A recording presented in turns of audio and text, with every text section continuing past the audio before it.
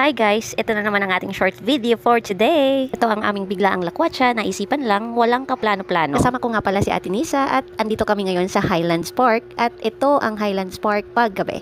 Tara na't pamasyal dito sa Highlands Park. Para sa hindi pa nakakapunta sa Highlands Park, ito ang kanilang famous na kamay, giant kamay. Ayan, pwede dyan umakyat. At ito ang makikita mo sa bungad.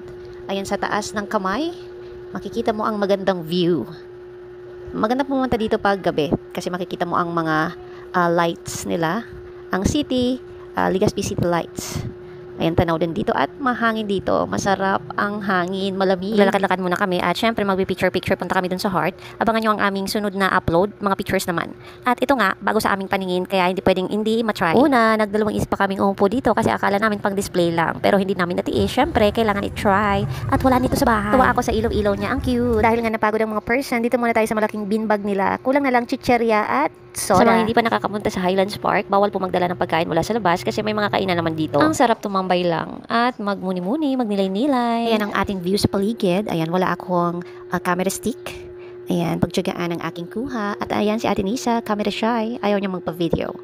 Ayun, ang aking fast lock. Ang presko at ang lamig ng hangin. Para akong dinuduyan. Ang sarap matulog. Kung matapos ang video na to, huwag niyong kalimutang mag-like at mag-subscribe. Pwedeng mag-comment. Pwedeng i-share. Dahil nga nag-aapuran na si Nisa, maglalakad-lakad na daw kami. At magdi-dinner pa kami. Dito na rin kayo magdi-dinner.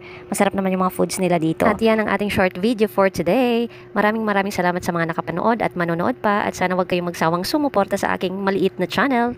At sa mga hindi pa nakakapag-subscribe, subscribe na po. Salamat!